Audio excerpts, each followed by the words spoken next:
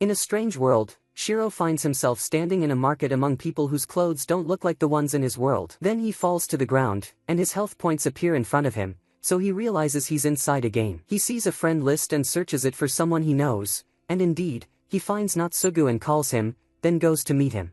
Natsugu asks him where they are, so he tells him it seems like they're in the world of Elder Tale, and then they go gather information about that world. On their way, someone is watching them from afar and starts throwing rocks at them. So Shiro tells Natsugu that's Akatsuki, we were in the same party. They go to meet him and Shiro is surprised that she's a girl, and she tells him she was looking for him, she wants to buy an appearance change potion from him. So he gives her the potion and she turns into a small girl, but she's a level 90 assassin. Shiro asks her if she changed her character to be closer to how she looks in real life, and she tells him yes, she wasn't comfortable with how she looked in the game. Natsugu tells her to join them, but she says assassins are always alone. So Shiro tells her they're not just anyone, and for now it's better if she's in a party, they'd be happy if she joined them. So she tells him, as a ninja, I will serve you, my lord, you saved me and I must repay the favor. The next day they go to the market and Shiro thinks to himself that the characters living in Elder Tale call themselves people of the land, and they call us players adventurers. Akatsuki buys them some food but they all feel that it tastes the same, even the juices taste like water. Someone calls Shiro and he says it's Marielle, the leader of the Crescent Moon Alliance Guild, and they go to the guild hall and she welcomes them. Shiro asks her where the rest of the guild members are, and she tells him 19 people are online including her, and 18 of them are in Akihabara, and the teleportation gates aren't working so it's impossible to fast travel anywhere, and the adventurers in Akihabara have gathered with their guilds like them. In times like this, the more people around you the better. So Shiro tells them that's not necessarily true. Do they remember the new expansion, Novasphere Pioneers? If they really added the expansion, then all the monsters and elements will be different. So this isn't the Elder Tale world we know. Marielle tells him she knows he doesn't like guilds, but what does he think about joining their guild? The tea party was disbanded, right? So he tells her sorry, but he can't join right now, and he leaves. Marielle tells her team that the tea party was a small group that never made a guild, but they managed to win many large-scale battles called raids, and Shiro was the strategist in it. At the same time, Shiro tells Natsugu that sometimes if you die in the game, you die in real life, but they can't test that, so he asks him even if he comes back to life what would be the penalty, so he tells them let's try it. At night they go to the forest and Shiro tells them they're level 90 which is the max level. Usually weak monsters ignore them, but here you'll see monsters engaging in intense battles so it's the best place to try it out. Suddenly, rats of level 28 appear and attack them. Natsugu struggles to enter commands and the monsters attack. One of them grabs Shiro and throws him, so Akatsuki jumps down with her sword and defeats it. Shiro asks her how she did that, and she tells him she doesn't know, her body moved on its own. Shiro tells Natsugu not to use abilities, try using your body, and he tries it and succeeds in defeating the monsters. At the same time, one of Marielle's guild members named Serera sends a distress call and some people are chasing her. The next day, Shiro sees someone come back to life after dying, so he says to himself just like in the game, he was revived in the cathedral, and in this game, death isn't the end. At sunset, they fight monsters and gain experience in using their skills and magic. At night, Akatsuki tells them she'll go ahead to make sure the path home is safe, and at the same time, it will be training for her because one of the assassin's skills is night vision, and she has the silent serpent walk, and this forest is a suitable place for training. She walks away and they don't hear a sound from her at all. They arrive at Marielle's house, and Henrietta tells them that the country's safety has gotten very bad, the larger guilds are using their power freely and acting like anyone not in their guild is an enemy, and combat in cities wasn't allowed when Elder Tale was just a game. If you fought in cities, support forces would call the Royal Guard, and if you resisted, they would kill you. And in the past few days, the number of pikers has increased, and they are players who attack other players instead of monsters and steal their gear and money.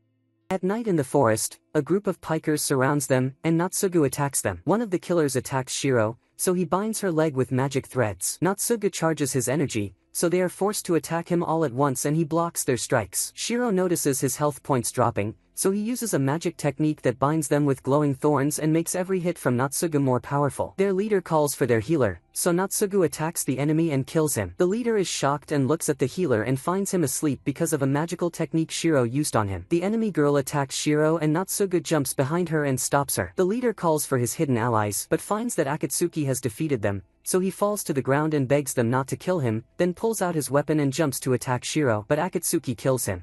After that, they go to Marielle and she tells them she's going to Susukino because Serera is there. So Shiro tells them the only way to get there is by horse, and the road is 425 kilometers. Why did you ask for my help now? Marielle tells him the situation in Susukino has gotten very bad, and some bad players attacked Serera, but she was lucky that a good player saved her, so they are going to get her back, and she wants to ask him to look after the guild while they're gone. So Shiro says to himself it'll take them 21 days just to reach there. That means more than a month before they return. If they had a good healer, no, their journey will fail. Then he stands up and tells her they'll go.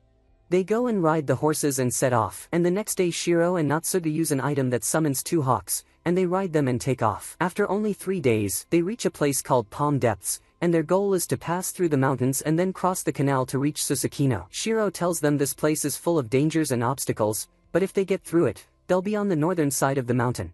At the same time, Serera is in the house of the person who saved her, and she's cleaning it. He walks in, he's half cat, and asks her when the people coming for her will arrive. She tells him tomorrow, so he says he didn't expect them to arrive this fast. Meanwhile, Shiro and the others are crossing the bridge when it suddenly breaks, and Shiro tries to save Akatsuki but ends up falling into the river. He starts seeing all the people he used to play with praising him for being a skilled player. Then a memory comes up of him standing in front of the Tea Party members, and one of them tells him, "Lost in your thoughts again."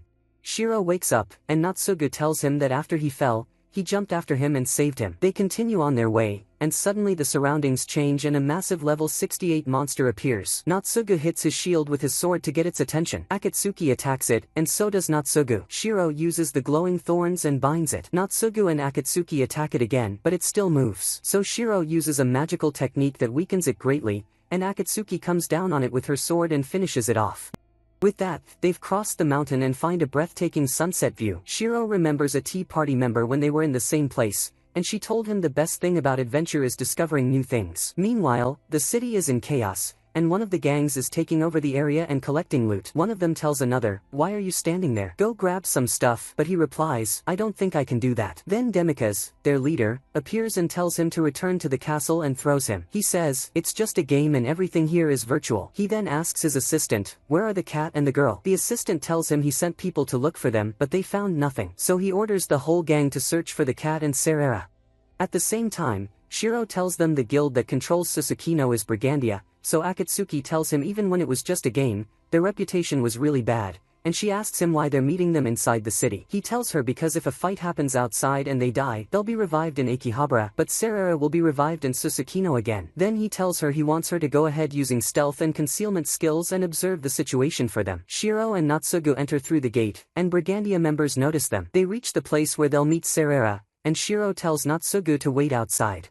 He goes in and finds the cat who saved her, and he's surprised and says, "Master Nianta." The cat says, "I was wondering who was coming, but it's you, Shiro. Now I get how you got here so quickly." Shiro tells him Natsugu is outside and he thinks he should come with them, Master. Nianta says he doesn't mind, there's no reason to stay here. Serera tells Shiro the guild is coming from the north and they'll be here in 5 minutes. Their leader is a large man and he's the master of Brigandia, and his name is Demicas. So Shiro contacts Natsugu and tells him they'll leave through the back exit. When they get out, Shiro tells Serera not to worry, they won't attack now because fighting in the city is forbidden, so they'll wait until they're outside and then surround them.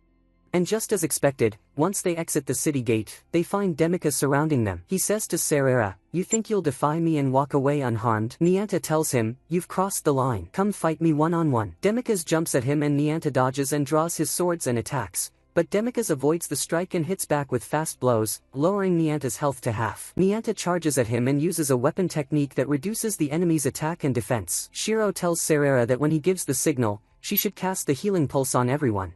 Demicas gets angry and tells his men, "Heal me and attack the cat and get the girl." They charge at Nianta and Natsugu, so Shiro tells Serera to heal everyone now. Then she tells him she can't hold out much longer, so he tells her not to worry about Natsugu and focus on Nianta. Demicas attacks Nianta and sends him flying. Natsugu uses Stone Fortress, a spell that prevents any damage for 10 seconds. Serera uses healing on him and Shiro casts Hostage Thorn on Demicas. Nianta attacks and cuts through all the thorns, causing massive damage, and Demicas falls to the ground.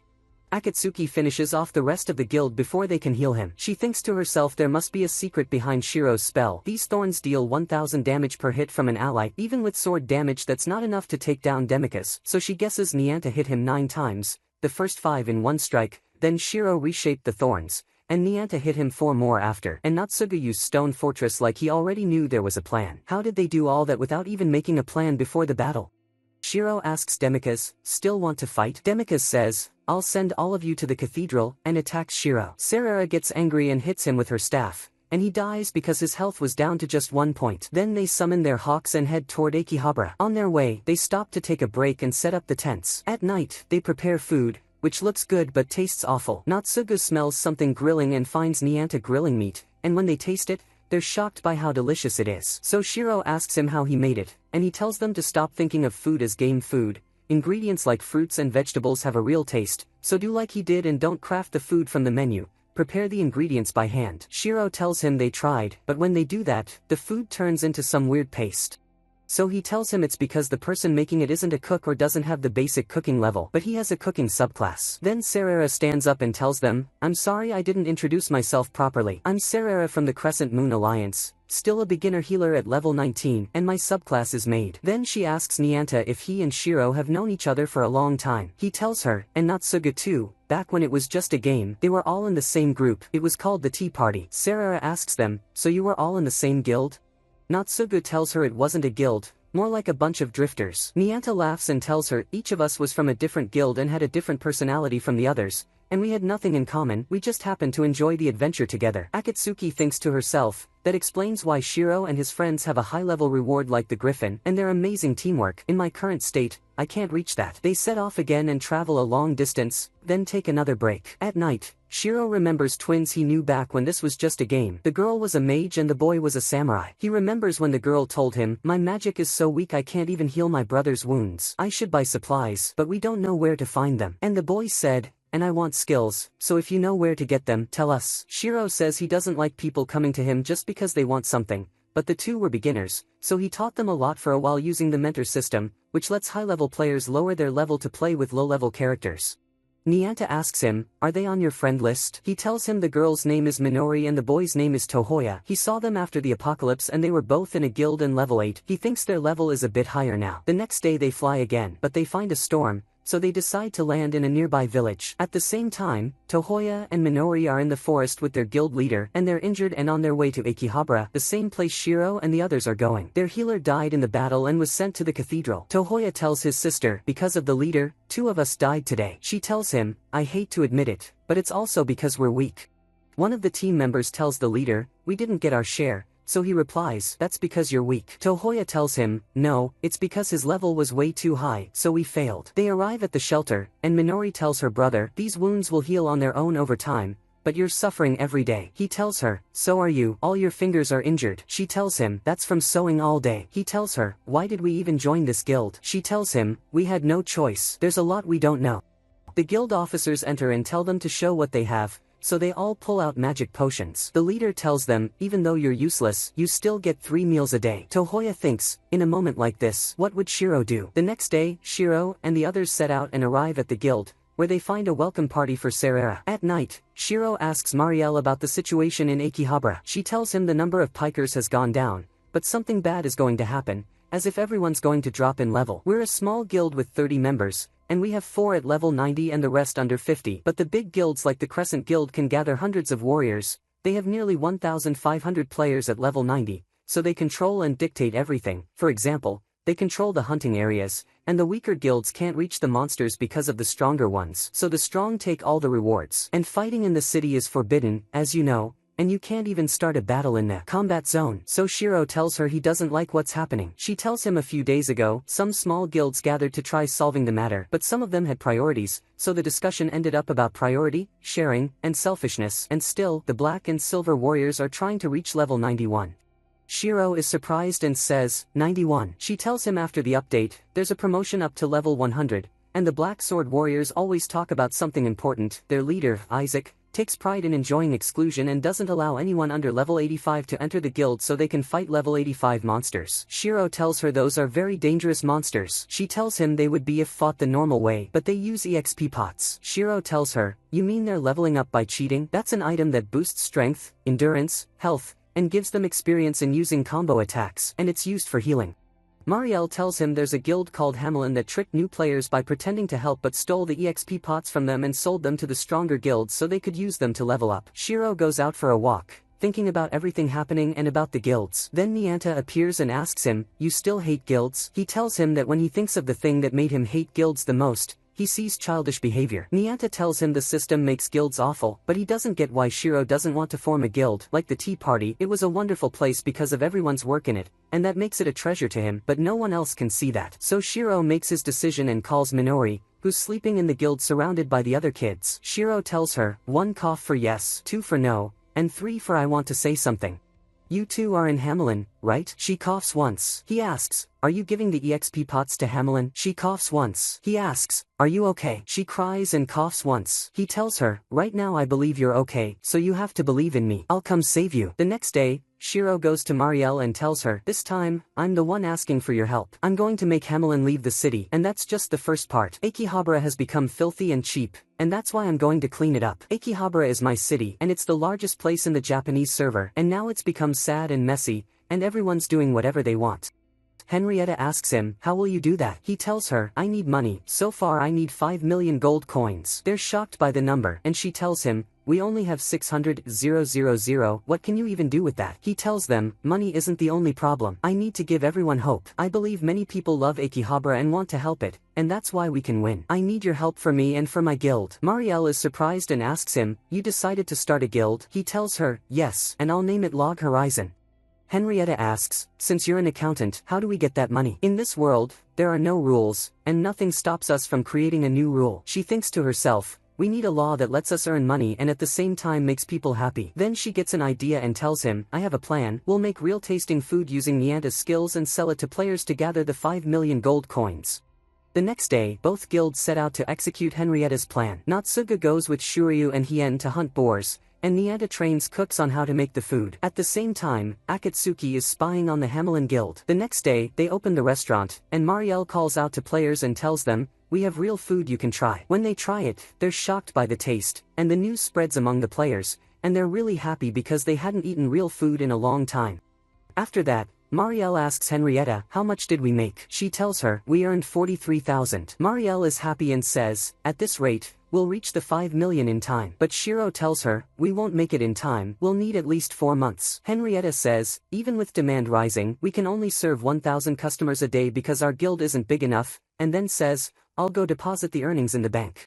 At night, Shiro calls Minori and tells her, "I created a guild and I'll include you in it. Our work is developing now, hang in there a bit longer." Then he goes to meet Nianta and tells him, "Back when this was just a game, these buildings were just background, but now they're for sale. And that's not all. All the cities, regions, and buildings are being sold, but they're really expensive." Sujiro enters, and Nianta tells him, "I heard you made a guild," and he tells him, "Yes, I called it the Caravan. It's a small guild but strong." Then he asks them, "Why did you call me? I thought you didn't like me, Shiro." Shiro asks him, "Why?" He tells him, "Because when I invited you to join my guild, you didn't accept." Shiro tells him, "Back then I didn't want to join any guild, but after the apocalypse, I realized I needed to secure a place for myself and be among people who protect each other. So I made a guild to be my home and open spots for others." Sujiro asks him, "What do you need from me?" Nianta asks him, "What do you think of Akihabara?" He tells him, "I think it's a prison, and not just Akihabara, the whole world has become a prison." So Shiro tells him, "I have a plan to improve it and I need your help." He tells him, "I'm in." Shiro asks, without even hearing the plan, he tells him, "Yes."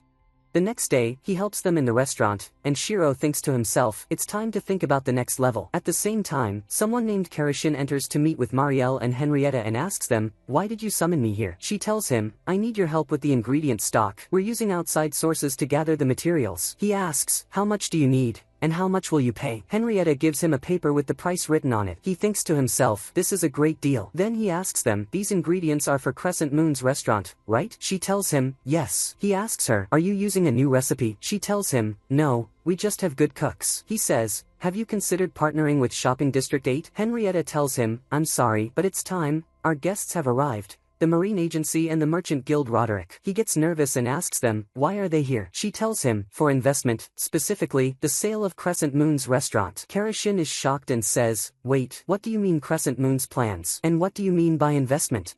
Henrietta asks him, how much will Shopping District 8 pay for this information? He says, I'll accept the deal we just discussed and you'll get what you need at wholesale price. She tells him, lower. He says, deal. On behalf of Shopping District 8, I accept the contract. Marielle tells Henrietta, now Mr. Karashin will witness the next level. At the same time, Minori thinks to herself, this world keeps showing me how disgusting it is. The day we came here, all I did was cry and wish someone would save us. But Tuya started to adapt to this world and began pushing me to move forward, but some stronger people attacked us and killed us. So we returned to the cathedral. Then someone showed up and offered to help us, and we went with him without knowing who he was. And the only thing I can do is cry over my weakness, and that's why I lose everything, and that's why we don't deserve to be saved by Shiro. At the same time, the head of the Marine Agency, Michitaka, and the head of the Merchant Guild, Roderick, arrive. Henrietta tells them, we want to extend the same offer we gave Mr. Karashin to you as well. The Crescent Moon Alliance has started a big project, and we can consider it a challenge, however, we can't do it alone. Karashin asks her, what kind of support do you need? She tells him, before I tell you what we need, I want to tell you how we started. The man in charge of our big operation is Shiro. Michitaka is shocked and says, the glasses villain did this? Henrietta thinks to herself, he's more famous than I thought. The moment they learned Shiro is leading this operation, my words gained more value. Then she tells them, let's move on to the support I'm requesting from each of you. To be clear, we need money. Right now we need 5 million gold. She gives them food samples, and they're really impressed. She tells them, for now, I won't give you anything in return until the mission is complete, and the 3 of you will get the plan details, and we're ready to publish a book with all our recipes. Through asset liquidation and sales, we've earned 500,000 gold, but asking one guild for the remaining 4.5 million would weaken them, so we thought each of your guilds could give us 1.5 million. They all agree to the offer. At night, Shiro calls Minori and tells her, I'm doing it tomorrow. I promise I'll come save you. The next day, all the guild leaders gather at the guild building, and Shiro tells them, I brought you all here to find a solution to the problems in Akihabara. So Krusty, leader of the DDD guild, tells him, you want to try another failed attempt at forming an alliance of small guilds? Shiro tells him, yes, and I heard the last attempt failed. Then Akane, leader of the Radio Market Guild, says, it was a plan with many issues. Woodstock, leader of the Grand Guild, says, every guild just wanted to protect its own interests. Ainz, leader of the Honorable Guild, asks him, your goal in gathering the major forces of Akihabara is to prevent conflicts of interest? William, leader of the Silver Sword Guild, tells him, that definitely won't happen.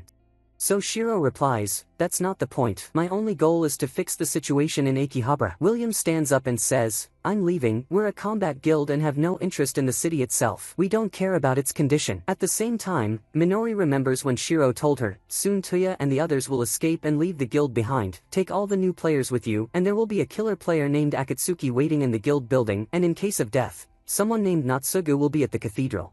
Shiro continues speaking to the leaders and tells them, I brought you here to create a council to discuss the problems in Akihabara, and our main goal is to improve the atmosphere and safety in the city. Krusty tells him, before you continue, can you tell us how you chose the guilds that are here? Shiro tells him, first, the Black Sword Knights, the Honorable DDD, and the Caravan were chosen because they're the largest and most prominent combat guilds. Same goes for Silver Sword who left.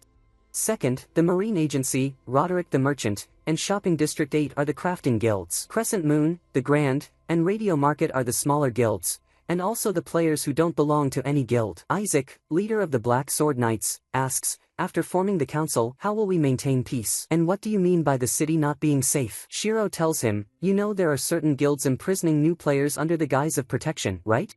They all get shocked, and Isaac tells him, you're talking about the EXP pots. At the same time, the leader of Hamelin tells the kids, time to go out hunting. Tuya contacts Shiro and tells him, we're ready, and Shiro coughs once. Isaac says, but that's illegal. Shiro tells him, right now, in this world, there are no laws. He says, no, there are no combat zones. Shiro tells him, that's just a defense system against player attacks, not a law. It's a natural phenomenon like any country. A while ago I went to the city of Susukino. There was a guild trying to control the city and threatening both people of the land and players, and the system didn't stop them even though that's illegal.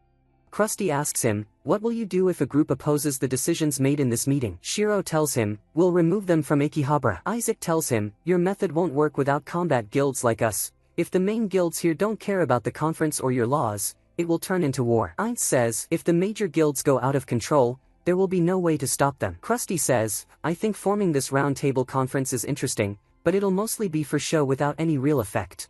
Shiro interrupts and tells them, today I bought the guild building. I now have the authority to control the area's settings and manage entry and exit, meaning that if I put someone on the blacklist, they'll never be able to access the cathedral. Sarah asks Henrietta, what does buying the guild building mean? She tells her, it means anyone Shiro doesn't want in the guild can't enter. Sarah tells her, but big guilds have their own halls in other places. She tells her, to create, join, or leave a guild, you have to come to the guild building. Nianta tells her, and the bank is here too. And all the big guild's assets are in it. Even though there are banks in other cities, the transport gates are disabled, so it's not easy at all to go to another city to withdraw money, and now Shiro can stop any adventurer in Akihabara from accessing their account. And also, any area or guild owner can control whether combat is allowed in their area or not. As for Hamelin, they need to control the new players, so they're definitely allowing combat in their hall.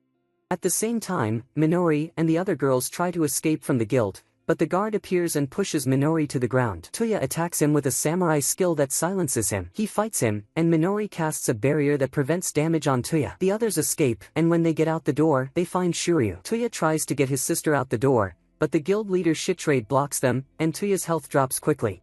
Minori tries to heal him. Tuya manages to get his sister out, and Shiro puts Shitrade and the guard on the blacklist, so they can't open the door or chase them. They meet Shiryu, but he gets a call and leaves quickly. Suddenly, Shitrade appears again and attacks Tuya. Akatsuki appears and frees Tuya from his grip and says to Shiro, sorry, I forgot someone named Shitrade, add him to the blacklist. Shitrade is teleported outside the cathedral, and Natsuga catches him.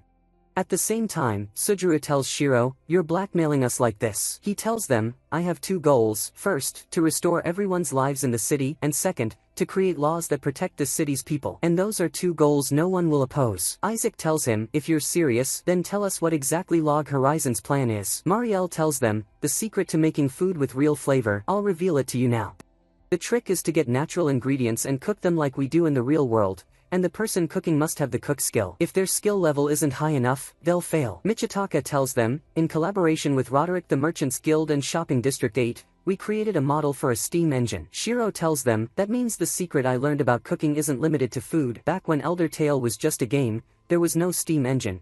But a player with enough crafting skills can take materials from this world and, without using the command menu, invent things that don't even exist in this world. And that means there will be increasing demand for new products, and buying them will require earning money, which will keep the economy going.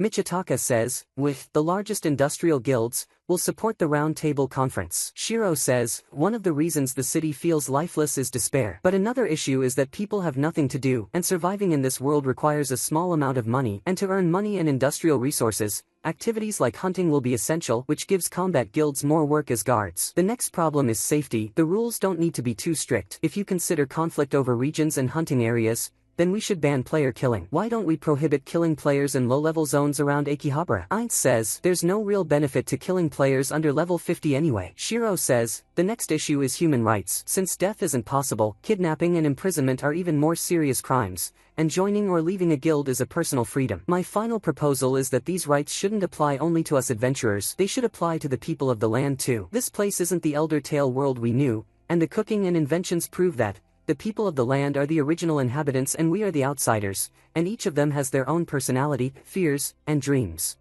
Isaac tells him, what kind of nonsense are you saying? Shiro asks him, have you ever spoken to the people of the land before? He answers, why would I? Marielle says, Crescent Moon's customers aren't just adventurers. Many people of the land come to us because they want to eat delicious food. Shiro says, many people of the land work in the market or the guild building, and we wouldn't survive without them. But without us, the people of the land could still live on. If we don't control ourselves, our relationship with them could be damaged permanently. Krusty asks him, are you saying a war could break out between us and them? He says, that depends on how the Round Table thinks. Then he stands and says, we, DDD, support the founder of the Round Table and will participate. Sujuru says, so will the caravan, and the others agree and say, we're with you. After a week, they begin educating the rest of the adventurers on what was discussed in the conference, and they hold a big celebration for the success of the conference. Marielle tells Henrietta, Hamelin disbanded after Shiro blocked them from entering the guild building. They were trapped for a while in their guild hall, then realized they could use Call of Home and the return spell to exit through the gate, and some of them got out by killing themselves to be revived at the cathedral. Either way, they can't use the guild building anymore, and all their members left the city, and all the children who escaped from Hamelin want to join us, so we had to move to a bigger hall to fit them. At the same time, Shiro and the guild members are moving their belongings and setting up their guild hall, and Shiro notices a strange person in the city. Meanwhile, Krusty's assistant tells him, just as I expected, I've seen many of them sneaking into the city. Shiro said the one who'll decide whether we go to war with the people of the land is the Round Table, but I think the people of the land will decide that. He says, it seems they've already started making their move. What are you going to do, Glass's villain?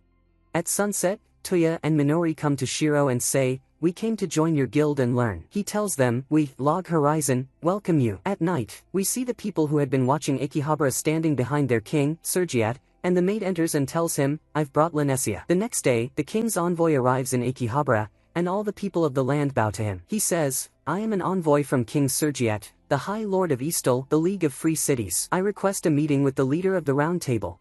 Shiro says to himself, the envoy's name is Yamato in Elder Tale, and it was divided into 5 different regions. The League of Free Cities is an alliance formed by the princes of Eastern Japan. They want to communicate with us and are requesting our participation in the Lord's meeting next month. He's with Krusty, who tells him, the people of the land must clearly understand who the Round Table is. I was expecting this move from them, and they said they're ready to grant us noble titles. If we attend, we'll be able to make contact with the people of the land and learn things we never knew about this world. Krusty asks him, and the downsides? He tells him, there's a chance we'll get caught up in their politics, and if we don't participate, we'll lose the chance to gain valuable information. Krusty asks him, is there a chance of war with them? He tells him, no, and in general, that possibility has become much weaker.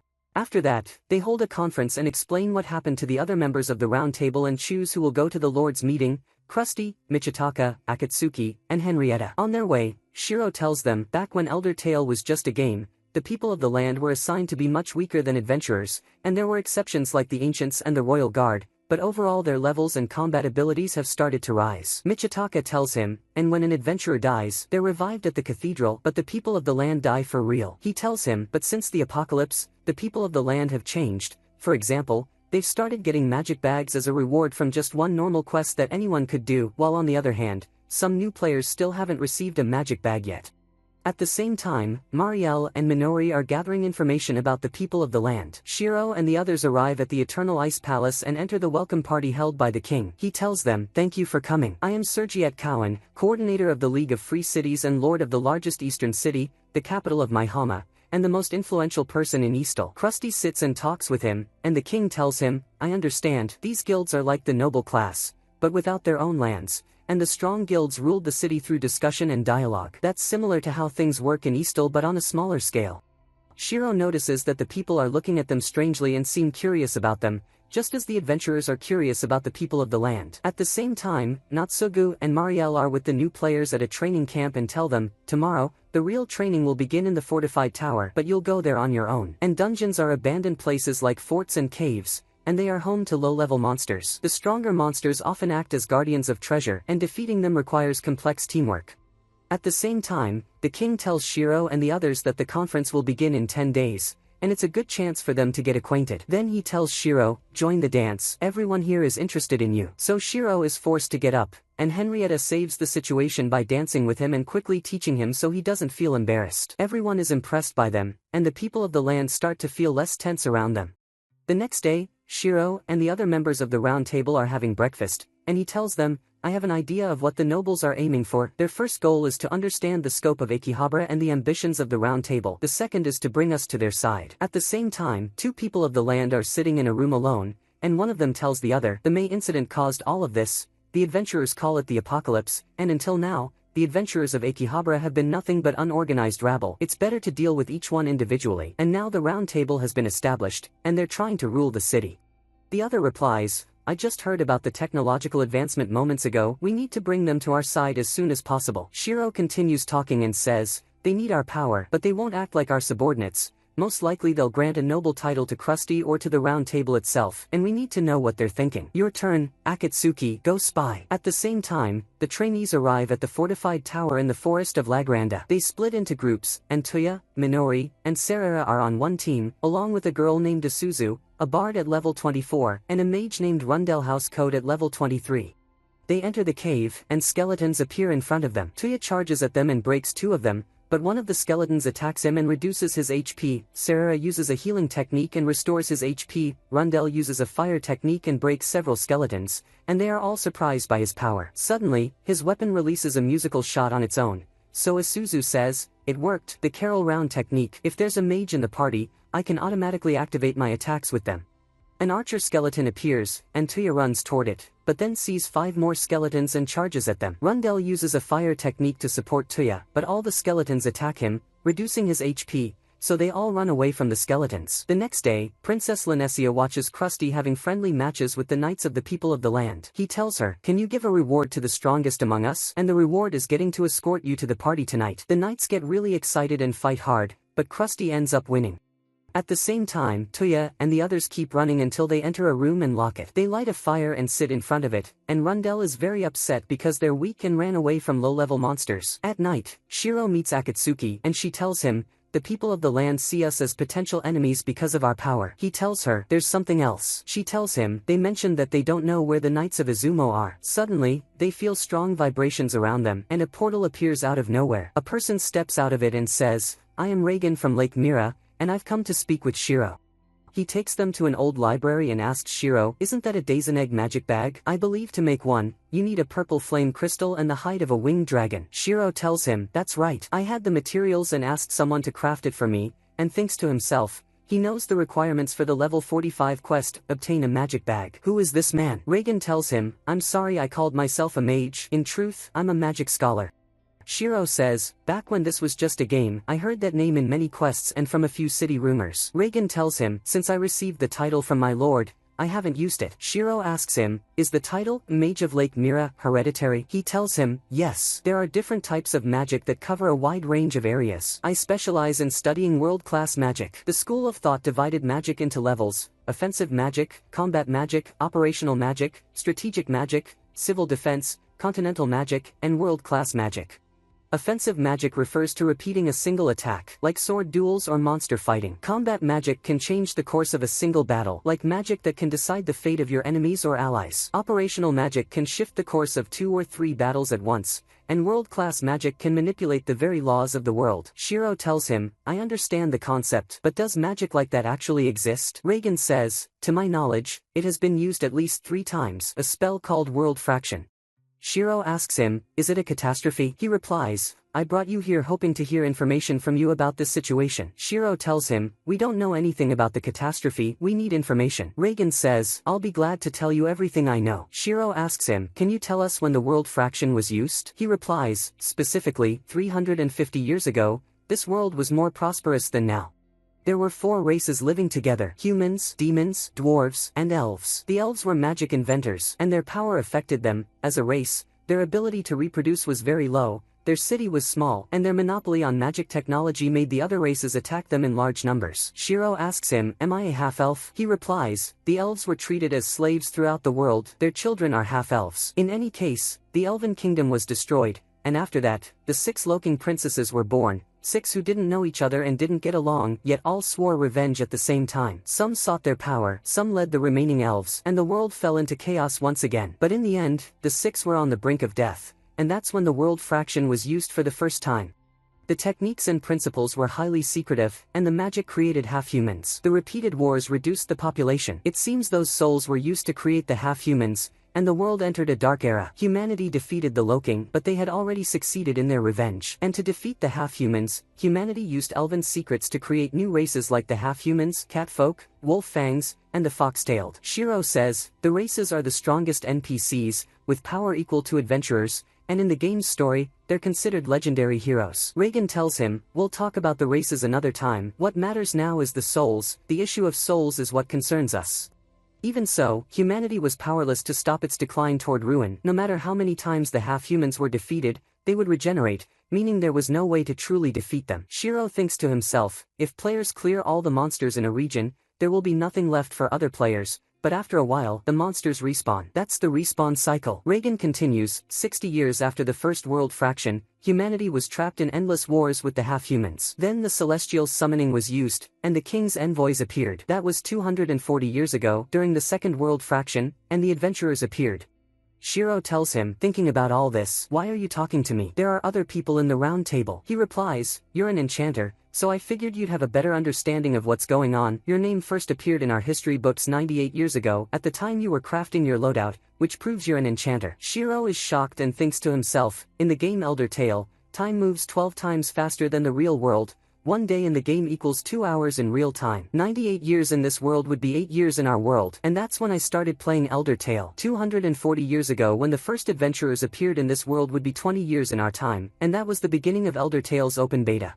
The next day, the round table members meet, and Krusty's assistant says, "Some lords want the forces." Shiro tells her, "Yes, they want to share in our technology and trade deals. And they already knew everything about the steam engine." She tells him, "We know they have spies in Akihabara." He tells her, knowing that doesn't mean they'll be able to build one easily. After that, Akatsuki finds Shiro sitting alone, and asks him, "Are you thinking about what happened yesterday?"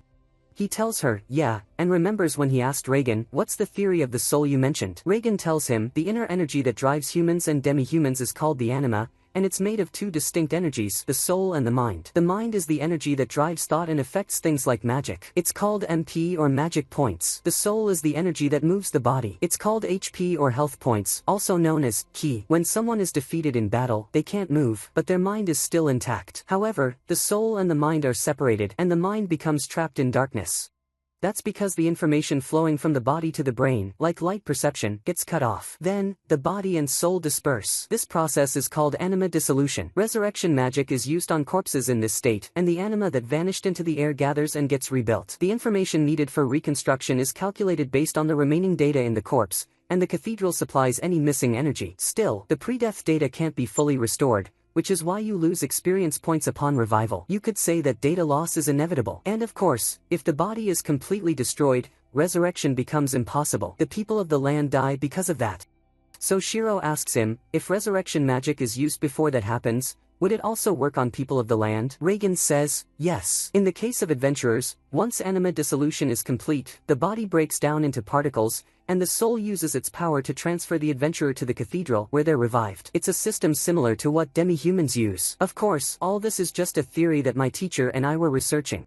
Shiro asks him, do demi-humans retain memories from before they died? He tells him, I don't know. A person's personality and consciousness are stored in the soul as data, while memories are stored in the brain. The body is definitely anima. So Shiro asks, then memories are inside the anima and the body, right? Does that mean information gets damaged when the body is rebuilt? He tells him, yes. The souls of the demi-humans were distorted by the curse of the first world fraction. Even if their memories still exist, they might not realize those memories are their own. Akatsuki tells him, I didn't understand anything you just said. So he tells her, the person sitting in front of the computer playing Elder Tale is the mind, or in other words, the soul. The character inside the screen is the body, or the anima. The player definitely has the memories of what happened in the game, but the character has the experience points, the level, and the other data. Until now, if the character died, they would lose experience points in the game, but in the real world, nothing would change. But now, our soul and anima have become one in the same place, the game character, our experience points, and our memories are all merged. If we die, we lose our experience points along with our memories. I don't know how much of our memories we've already lost since we came to this world. A lot of people have died and no one seemed alarmed. Anyway, we're not going to tell anyone about this, at least for a while. At the same time, Minori suggests to the others that each of them should explain their skills and techniques so they can cooperate better. After that, they go back to the skeletons, and Tuya starts by drawing their attention. Isuzu charges in and attacks the archer, and she and Minori corner him, but he knocks Minori to the ground and fires an arrow at Rudy, who blocks it. He casts Thunder Room on the archer, and Tuya engages with the rest of the skeletons, causing his health to drop. Sarara uses her healing technique and restores his HP, Isuzu uses her Victory Chime technique and paralyzes them, and Rudy launches his volcano balls at them, then uses Frozen Wind, shattering them all. With that, they successfully defeat them. At night, Isuzu tries to add Rudy to her friend list, but the game rejects it, and Rudy becomes nervous. The next day, fish-like monsters called Sawajin appear and chase everyone on the beach. Marielle tries to help them, but they surround her, and Shuriya rescues her. Then Kara, a member of the Caravan Guild, joins the battle, and Shikara and Shuriya help her. At the same time, Natsugu is in the forest and notices that the monster spawn rate in the area has increased unnaturally. Nianta is watching from above, riding on the back of a hawk. He later goes to Natsugu and tells him, I saw an entire army of monsters heading this way from above. I saw goblins and demon beasts, and they're likely moving west and southwest. Minori, Tuya, and the rest of the kids enter and Minori tells him, we can contact members of the Crescent Moon Guild. Natsugu tells them, and I'll inform Shiro about what's happening. Sujira's assistant initiates a group call with everyone, and Shiro tells them, as for the round table, it's been split apart, and I took an unofficial step to hold a thought conference. I know it's a bit inconvenient, but I've assigned people at every site in succession, so we can make this conversation real soon. In the future, I plan to develop this network further so everyone can be aware of the situation. This morning, there were attacks from different demi-human tribes on the Zantleaf Peninsula. Shuria tells them, on the coast, there are at least hundreds of Sawajin. Shiro says, in the forest, there's a massive force made up of goblins, at least 10,000. I think the reason for this invasion is the return of the Goblin King. In the game, this was a regular event. The Goblin Fortress of the Seven Fall lies deep inside the forests of the Oyu region. Twice a year, a Goblin King is crowned there. Before that happens, players have 1 week to defeat him. If they succeed before the coronation, they get rare materials. Michitaka says, as I recall, if you fail to defeat the Goblin King within that week, the king is crowned, and that unites the surrounding tribes, making the goblins of Numeros several times larger. Sujuru says, since the apocalypse, we've been busy making the world livable and leveling up. Does that mean the goblins are at full strength, Shiro? He tells him, we must assume the Goblin King, his guards, and his army are the strongest we've ever seen. My biggest concern is how large the united 6 tribes will be. Krusty says, if we gather all the adventurers of Akihabara, we can wipe them out. He replies, the problem is the lords of Eastal, unfortunately, they're not strong enough to handle this situation. Isaac says, I don't care, they didn't ask for help. Henrietta says, back when this was just a game, the strongest army was the Knights of Izumo, heroes born from the people of the land, even stronger than adventurers. Michitaka says, it said that there were 13 teams around the world, and they always took part in battles that determined the fate of the world. The Knights of Izumo were like the guardians of Yamato. Shiro tells them, but so far, no one is sure if they actually exist. Krusty says, either way, a major battle is unavoidable. At least some people will die. At sunset, Natsugu and Marielle see the torches of the goblin army from afar. At night, Nianta tells them, the goblins plan to attack the city of Choshire, and it's definitely not the same army I saw this morning. Natsugu says, the main force is coming from the north. Nianta says, I think they're planning to take food from Choshire. Marielle says, that city doesn't have any walls. Minori says, we can't leave them in that situation. Isuzu tells them, don't be reckless. This isn't training, and we still don't know how strong the enemy is. Rudy says, I understand that, but the people in the city don't know that the goblins are on their way. At the same time, Sujuru and his team move out to help. Meanwhile, Shiro tells the others about death in this world and all the information he's learned about it. Krusty says, I see, that explains why I've lost memories. We, the DDD, are a combat guild, and before the rebuilding of Akihabara, we went through intense combat training to adapt to the fights in this world. I've died several times. Shiro asks him, what memories did you lose exactly, and how much? He tells him, I'm not sure, but most of them are about the previous world we came from. I've died twice, and I know my memory is better than most people's, but I can't remember the name or face of the cat I had. I think a few deaths aren't enough to cause real harm, and even a few dozen deaths might not cause noticeable damage in daily life. Henrietta tells him, even if you say that, you're still losing your memories, and that's something truly painful. At the same time, Rudy sees smoke from one of the villages, so they rush there, but it's already too late, and the village has been destroyed. Tuya sees 2 goblins holding a doll, and he remembers the girl who used to cheer for them and had that same doll in her hand. He gets angry and charges at them. Rudy helps him, and together they defeat them. After that, Minori is up in a tree, observing the goblins' movements while the others are setting a trap to intercept the goblins before they reach the city. At the same time, there's a meeting between the people of the land and the king, and one of them says that the goblin attack is a conspiracy by the adventurers. Krendat responds and tells him, I think accusing the adventurers is an exaggeration. The king tells them, we don't know why, but the Knights of Izumo are gone. At the same time, Tuya arrives after luring a number of goblins, Sarah restrains them, and the others defeat them. Shiro says to Krusty and Michitaka, if we can't rely on the Knights of Izumo, we're going to be their only option. As long as we live in this world, we can't avoid its wars, so we have to agree on our roles, the 3 of us. Later, Lanesia is alone in the garden and overhears 2 nobles leaving the meeting. One of them says, there's no other choice but to sacrifice the city of Tsukuba. Its defense is solid and should hold for a while. The other responds, but we'll lose several fields, remote villages, and more. In the worst-case scenario, most of the population. He continues, everyone should consider asking the adventurers to handle this. The first one says, yes, if they die, they come back to life, but we'll owe them a huge debt. The second says, that's why we avoid showing weakness in front of them. We have to extract information from them no matter what, and we must never let them know the Knights of Izumo are gone. We have to use them as our shield, even if we have to deceive them. After that, Shiro and the others are summoned to a meeting with the people of the land. Michitaka tells Shiro, we're not making any progress with this discussion. Shiro tells him, they're probably waiting for us to say the important part. So Shiro stands and says, if you know the status of the Knights of Izumo, tell us. The people of the land get nervous, and one of them says, we can't summon the knights for a war like this. More importantly, I have a question for the round table. Why didn't you act despite the threat? Michitaka says, I believe the purpose of this conference is to hear opinions, or do you just want us to listen to you? One of them replies, I've heard the knights of Akihabara are unmatched in combat. Michitaka tells him, if by knights you mean the forces ready to fight in Akihabara, then we don't have anything like that. A person of the land asks, then why do you adventurers exist? Isn't it your duty to fight for the world? You're immortal, so you should fight on our behalf.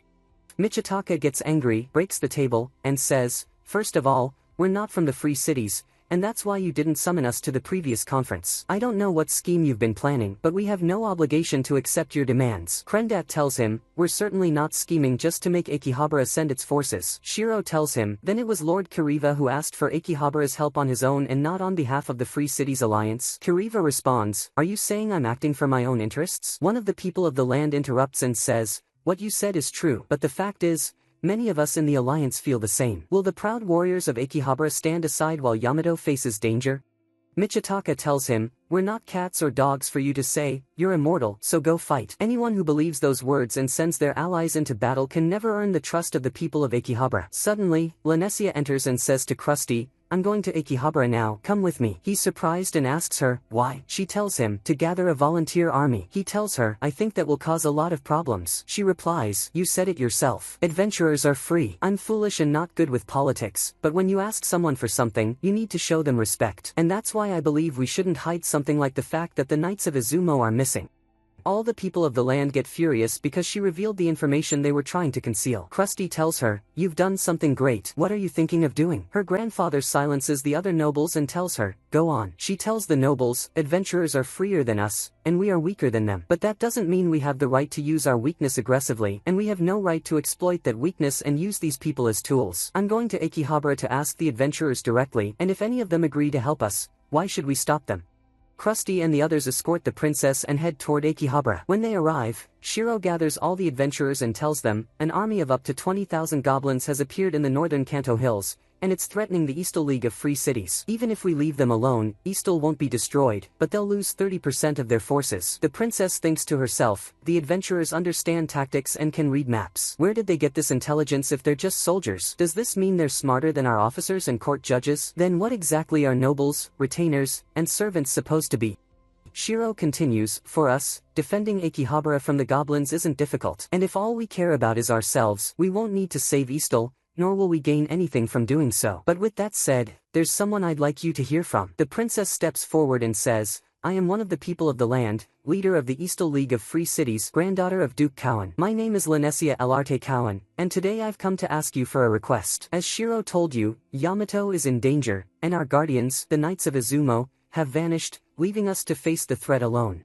Until now, we haven't decided what path to take, but it is our duty to protect our cities. We intended to force the Round Table to fight for us, because adventurers are immortal, and I'm very sorry for that. I'm sorry that I've come here to make a selfish request. Neither I nor Eastal has anything we can offer you. A flourishing city like Akihabara, I can't imagine we could give you anything greater than that. There's no price we can pay that equals your freedom. But as a daughter of House Cowan, it is my duty to protect the city of Maihama. I am a coward, lazy, and a decoration who only thinks of herself, but I will fight. So, if you don't mind, is there anyone here willing to come with me? I want to protect the freedom of the adventurers. So please, help me. All the adventurers lower their heads, agreeing to help her, and they begin chanting her name. Krusty tells them, we'll now begin our first military campaign. The condition is that you must be over level 40 for this mission. Anyone who wants to volunteer, raise your hand. I will command the army, Krusty, Shiro says, and I'll serve as strategist. First, we'll form assault battalions. In 50 minutes, I'll contact you via telepathy. That's everything. Dismissed. Prepare for battle. The next day, Shiro prepares the steamship to transport the adventurers faster. At the same time, Minori's team has successfully kept the city of Choshire safe and returned to Marielle and the others. The adventurers reach the main goblin battalion and begin attacking with full force. Krusty launches an extremely powerful strike that wipes out a large number of goblins. Two giants appear, one at level 80 and the other at 72. Krusty signals the mages to target the small goblins so he can fight the giants, then charges the first giant and cuts it down. At the same time, Karashin tells Shiro this telepathic network was a brilliant idea. Each squad has a leader, they can all communicate with each other, and they're in contact with headquarters, so they can coordinate. Shiro says, the problem is the city of Choshire, winning itself won't be hard. But after the battle, the goblins will scatter in all directions and might attack people of the land villages. To prevent that, we've been surrounding the goblins during our attacks and driving them into a designated point. But we have to protect Choshire City, or the siege will collapse. Choshire is the critical point of this plan. Akatsuki asks Shiro, aren't you going to the battlefield? He tells her, I want to go, but I can't until the factions are fully deployed. Meanwhile in Choshire, the savage fish monsters are approaching, and their numbers are greater than expected. Tuya tells Marielle, let's attack before they reach the city. Marielle gives the order to charge. They contact Shiro telepathically and tell him the Sawajin are approaching, and there are 60 adventurers against 1,000 Sawajin. Shiro tells them, alert the ship to speed up. The Sawajin attack, and the adventurers do their best to hold them off. Nyanta says to Natsugu, hold on until we recover our magic points. Tuya and his team move forward to face them. Nyanta says, Tuya has become strong. The same goes for Serera. In the past, she only focused on healing, but now she's using offensive moves. Isuzu and Rudy support each other and understand one another's thoughts. And Minori observes the bigger picture during battle, directs her friends, and creates tactics. Natsugu tells him that fighting style makes her like Shiro. He used to fight by looking 30 seconds into the future. He tracked the MP of his allies in different classes, which is impossible without viewing the battle from a distance. Yet he could track it, and also the enemy's state, to predict the condition of the battle after 30 seconds and make everything go according to his will. That's how Shiro controls the fight. Suddenly they hear a sound. Natsugu says, that sound. I remember it. It's the magical alarm attack of Shrieker Echo. Minori says, I asked Serera to set it as a warning in case the goblins came back. Tuya and his team rush toward the sound. Shuria tries to stop them, but Minori says, we'll be able to handle the goblins, and they leave. When they find the goblins, Rudy casts magic to draw their attention. Isuzu uses a technique to slow them down, and they defeat them. They hear the Shrieker echo again from the direction of the city and head there to defeat more goblins. But Rudy becomes exhausted. Suddenly, it starts to rain, and a level 32 wolf appears with several goblins, and they engage in battle. Serera restrains one of the wolves but can't stop the second one. The wolf charges at them, so Minori activates a protective barrier for 30 seconds and says to Serera, focus on the one you're restraining, I'll handle healing. She tells Tuya, take one of the ghouls and the wolves. Rudy and Isuzu attack the remaining wolf and ghouls. They defeat the ghouls, but the wolves attack Tuya and bring his HP down. Serera tries to restore it but can't. There are still 10 seconds until she can activate the barrier again. But Tuya won't last that long. She feels helpless, unsure what to do. Rudy runs to one of the wolves and grabs it, and the wolf slams him into the edge of the bridge and runs off with him. Rudy wraps his hand around the wolf's mouth and detonates it, but he collapses unconscious. They rush to save him. Minori finds him on the verge of death. Serera uses resurrection magic, but it fails. Minori tries and fails too. Isuzu says, I'm sorry, but Rudy is one of the people of the land. Everyone is shocked. She remembers when she tried to add him as a friend and it failed. She had asked him, are you from the people of the land? And he said, can you keep it a secret? She tells them, his dream was to become an adventurer, so he trained hard and was so desperate. Serera tries the healing spell on him again and says, I feel a faint response, but she still can't revive him. Minori contacts Shiro and says, please, help us. Shiro says to the communication unit, contact Karashin. He'll be in charge in my place for now, and quickly rushes out to summon his hawk. He tells Minori, have Isuzu use her mana recovery song for 150 seconds, then Serera uses the resurrection spell for 150 seconds, and Tuya watches the enemies. He recalls Reagan's words about reviving the people of the land, then remembers what he said about world-class magic. He tells Akatsuki, take command, and pulls a small bottle out of his bag. At the same time, the steamship arrives and the Sawajin attack it. Shiro lands on the ground and tells Akatsuki, keep watch and don't let anyone near this place. No monsters, no players. He reaches Rudy and tells them, I'm going to use a new kind of magic. Don't tell anyone about it. If you disagree, walk away. They all agree. Shiro begins to draw out their experience points and channels them into Rudy. He tells Minori, use the resurrection technique, and to Serera, keep healing him. He pulls out a vessel called the Fragrance of Revival and says, this will turn your ally into a zombie for 3 minutes. We'll use it to force the connection between mind and body for 3 minutes. Rudy wakes up, and when he sees them crying, he says, I died, didn't I? Don't be sad. Death is a natural outcome of battle, even if I wanted to be an adventurer. Shiro tells him, I reject those who give up so easily. What did you learn in the dungeons? It wasn't just strategies and planning. You had to learn how to insist on staying alive. Rudy asks him, what do you want me to do then? Shiro pulls out a paper and says, listen, this is a contract from me, Shiro, leader of the Log Horizon Guild. The contract with Rundell House Code includes the following. First, it will take effect from the date and time he signs it. Second, as a guild member, Rundell will complete his tasks in a way that fits his circumstances.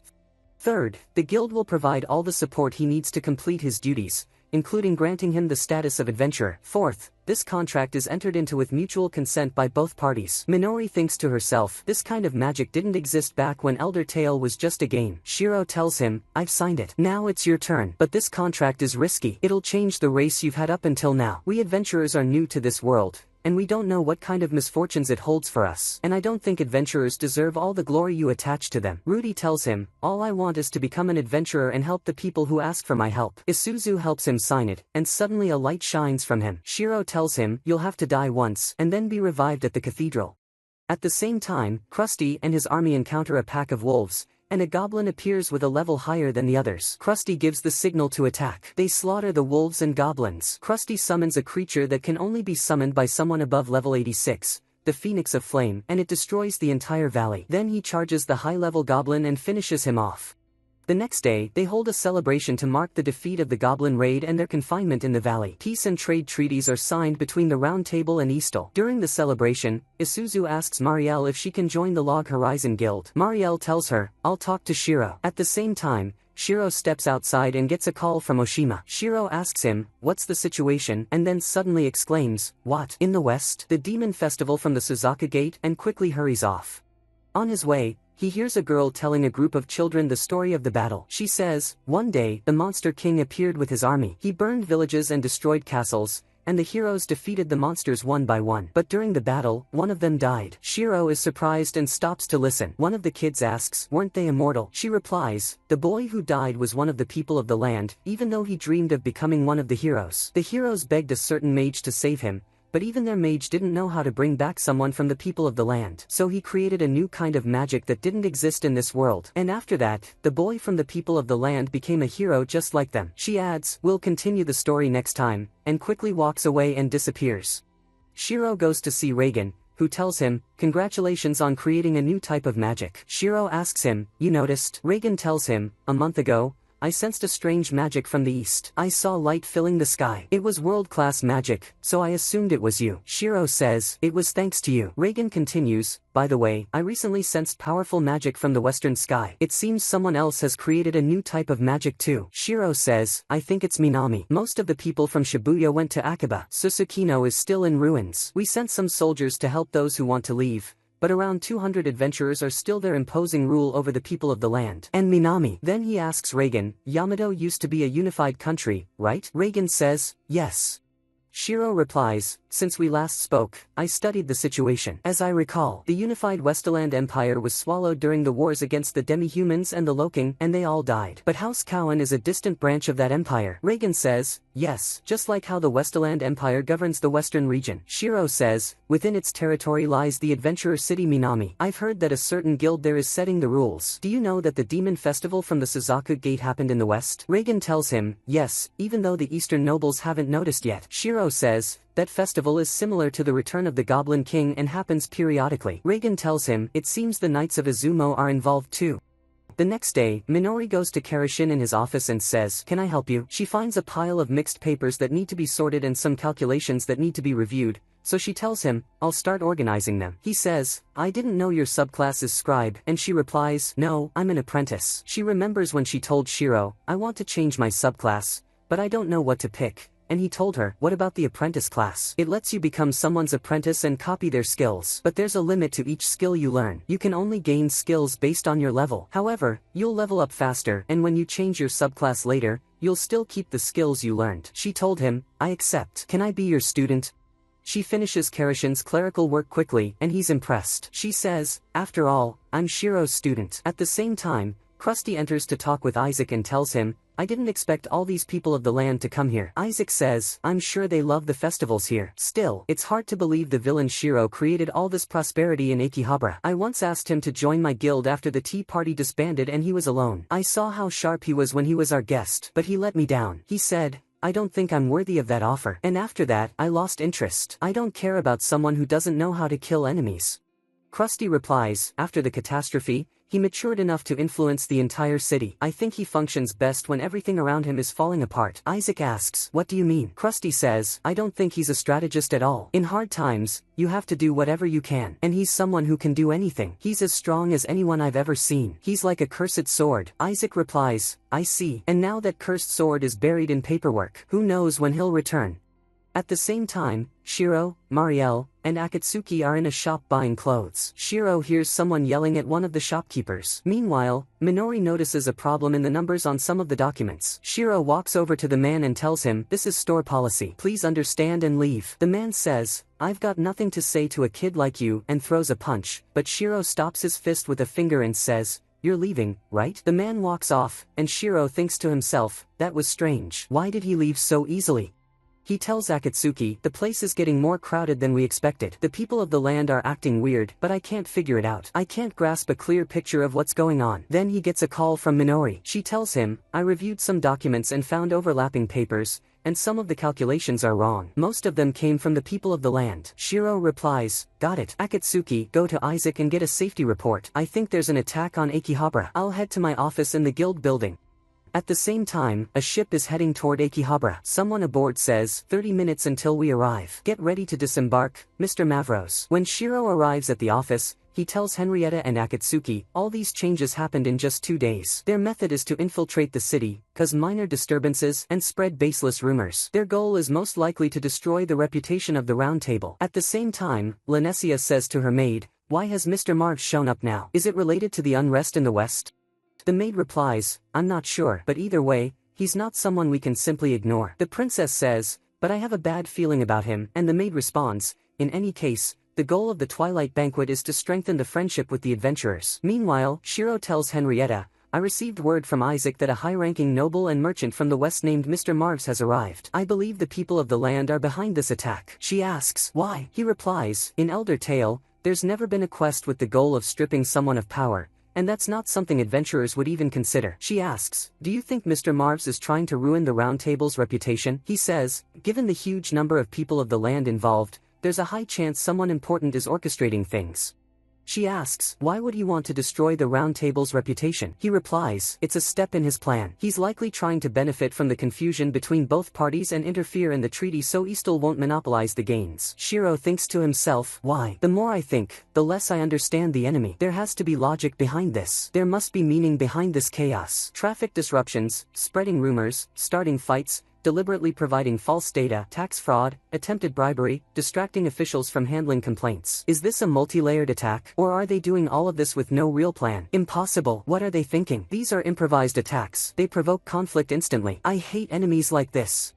Afterward, he goes to sit alone in the forest and says to himself, I don't know what to do, but if I don't act within an hour, people will start to notice. How do you fight a chaotic enemy? At the same time, the adventurers are at the Twilight Banquet, which is meant to strengthen relations with them. The princess's maid tells her, Mr. Marves has arrived, and his ship is full of goods. Mr. Marves enters with his soldiers. The princess greets him, and he says, it seems like order no longer exists. Nobles attending the same banquet as commoners. Is this the boldness of the Eastern people? An adventurer approaches him with a cup of juice and says, please, have some, but Marves pushes him to the ground and says, stay back, you filthy rat. The maid and the princess apologize to him. The princess tries to keep her composure and not act recklessly, and she pours a drink for Marves. He grabs her hair and smells it. The adventurers get angry, and Marves's soldiers say, are you ready to fight? Suddenly, Shiro enters and walks over to the princess and says, I've come to take you with me. Marves asks, and who are you? When Shiro enters the room, he says to Marves, I'm the leader of one of the Round Table guilds. Michiataka enters next and says, I'm from the Marine Agency Guild. Then Krusty enters and says, and I'm from DDD. Marv says, what do you all want? I'm having an important discussion with the princess. Shiro tells him, that's why we're here. We heard the princess did something wrong, that she was asked to prepare storage for you but lost your message or forgot. Whatever happened, I was told most of your cargo contains food and spices, which will spoil quickly if left outside. Marv asks, and you'll take responsibility for this? Krusty tells him, actually, your message was received by the round table. Marv is surprised and asks, then is the storage ready? My ship is carrying 500 tons of cargo. Are you telling me you can't prepare storage for it? Michiataka replies, the Marine Agency's warehouses can easily handle up to 5,000 tons. Marv gets visibly upset. Krusty says, what's wrong? You don't actually have any cargo, do you? This is all just a scheme against the princess. A noble from the Westerland Empire wouldn't do something like this, right? Marv storms out, furious. Afterward, they escort the princess to Akihabara, where a huge celebration is held. Meanwhile, Shiro goes to find Oshima but doesn't see him. Instead, the girl who had been telling the children the story about the Goblin War responds and says, Oshima won't be here today. You're Shiro, right? I'm Dariella, one of the people of the land, and a traveling writer. Oshima's busy and couldn't come, so I'll tell you about Minami instead. Shiro says, I've never heard of this kind of magic. What kind of disguise is this, Nureha? She laughs, reveals her true form, and asks, how did you know, Shiro? You're not supposed to recognize the magic veil of information control, but I'm happy you know my name. He replies, the ruler of the West. She says, I'm not the ruler. He responds, that doesn't change the fact that you're the leader. Even if you left the responsibility to Intix, Mizufa, and Zeldis, the guild managing the Western City is the Tea Party Laboratory, and its leader who rules the West is Nureha. Not long after the catastrophe, you earned the favor of nobles from Minami, even had their guards serve you. Then you used their wealth to buy the castle. That gave you immense authority, including power over the lives of adventurers. After that, you announced that all adventurers in Minami must join the Tea Party Laboratory. I was told it's a city with only one guild, meaning there's no guild discrimination. So, what brought you to Akihabara?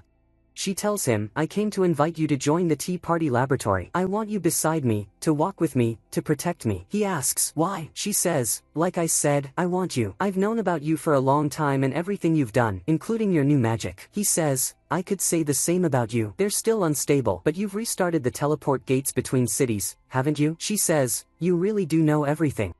He asks, was it your order to cut off all news from the West? She says, that was Mizufa's doing. He asks, and the disruptions targeting the round table? She says, that was one of Marv's ideas that got out of hand, but you handled it brilliantly. He tells her, you knew everything and didn't do anything. She puts her hand over his mouth and says, won't you come with me? He replies, nothing you've said is true. She says, if I told you the truth, would you come with me? He says, I can't say until you tell me.